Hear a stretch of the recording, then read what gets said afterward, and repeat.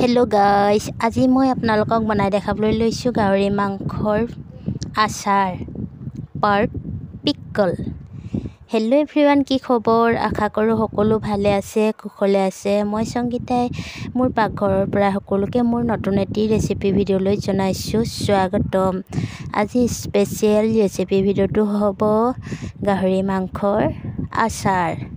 কেনেকৈ বনালোঁ, কি কৰিলোঁ সকলোবোৰ আপোনালোকক দেখাই আছোঁ। তাৰ বাবে ভিডিঅ'টি স্কিপ নকৰাকৈ শেষলৈকে চাই থাকিব।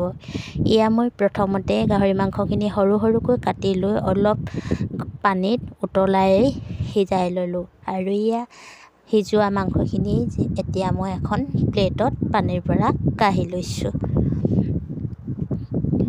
অকণো পানী নথকাকৈ সম্পূৰ্ণ কাঢ়ি লৈছোঁ। মাংসখিনি অকণমান চাইজত এয়া কাটি ৰেডি হৈ গ'ল আৰু অলপ সময়ৰ বাবে ফেনৰ তলত শুকাবলৈ দিলোঁ। আৰু এইফালে এখন কেৰাহী পাতি ইয়াতে অকণমান মিঠাতেল এড কৰি গৰম হ'বলৈ দিছোঁ। যিহেতু গাহৰি মাংসৰ আচাৰ বনাম সেয়েহে বহুত তেল দিয়া নাই। এয়া চাওক, এতিয়া মই কাটি পেলাই বইল কৰি লোৱা গাহৰিৰ মাংসখিনি এতিয়া অকণমান সময়ৰ বাবে তেলত ফ্ৰাই কৰি লৈছোঁ।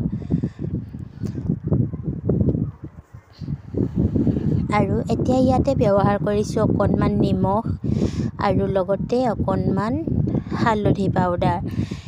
এনেদৰে অলপ সময় দি পেলাই ভালদৰে মাংসখিনি ফ্ৰাই হ'বলৈ দিছোঁ তেলতে। দেখিছেনে, প্ৰায় ফ্ৰাই হৈছে আৰু অলপ সময়ৰ বাবে লৰাই দিছোঁ যাতে মাংসখিনি ভালদৰে সিজি যায়। এয়া সুন্দৰকৈ মাংসখিনি সিজিছে, মানে মাংসৰ পৰা তেলটো ওলাই গৈছে, দেখিছেনে। আৰু এতিয়া মই কি কৰিম, মাংসখিনি তেলৰ পৰা টুকি দিছোঁ, মানে কাঢ়ি দিছোঁ। যিহেতু মাংসখিনি তেল মাংস হয়, বেছিকৈ যদি ভাজি থকা হয় গলি শেষ হৈ যাব। আৰু এতিয়া গেছটো ল' ফ্লেমত ৰাখি সৰু সৰুকৈ কাটি লোৱা নহৰুখিনি তেলত এড কৰি ৰঙা হোৱালৈকে ভাজি আছোঁ। যিহেতু ইয়াতে মছলাখিনি এড কৰিব লাগিব সেয়েহে গেছটো ল' ফ্লেমত ৰাখিছোঁ, নহ'লে মছলাখিনি জ্বলি যোৱাৰ সম্ভাৱনা থাকে। আৰু ইয়াতে এটা মই চিক্ৰেট বস্তু এড কৰিম। সেইটো কি জানেনে বাৰু?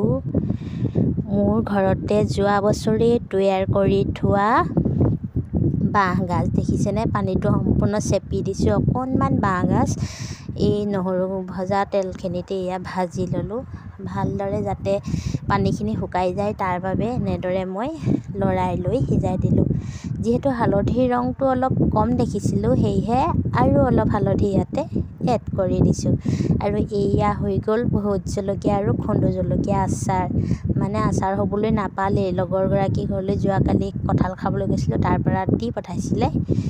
কাটি তেলতে ভৰাই থৈছিলোঁ। ভাবিলোঁ এতিয়া গাহৰি মাংসৰ যিহেতু আচাৰ বনাম, জ্বলা আচাৰ বনালে ভাল লাগিব, সেয়েহে তাতে এড কৰি দিলোঁ। আৰু লগতে অকণমান জিৰা অৱশ্যে দিয়া নাই, ধনিয়া পাউডাৰ, চিকেন মছলা আৰু মিট মছলা, মাংসত দিয়া মছলাকেইটা এড কৰি দিছোঁ। যিহেতু মই মাংসৰ আচাৰ বনাম। আৰু গেছটো অকণমান বঢ়াই লৈ এতিয়া ফ্ৰাই কৰি লোৱা গাহৰি মাংসৰ কিপিচ ইয়াতে এড কৰি দিলোঁ।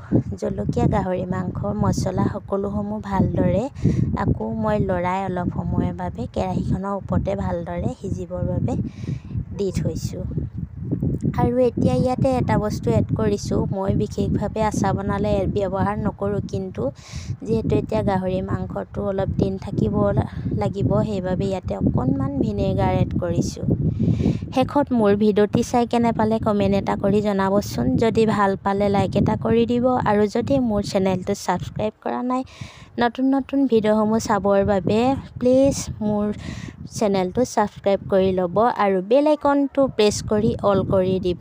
তেতিয়া মোৰ ভিডিঅ' দিয়াৰ লগে লগে আপোনালোকলৈ ন'টিফিকেশ্যন যাব আৰু আপুনি প্ৰথম চাবলৈ পাব।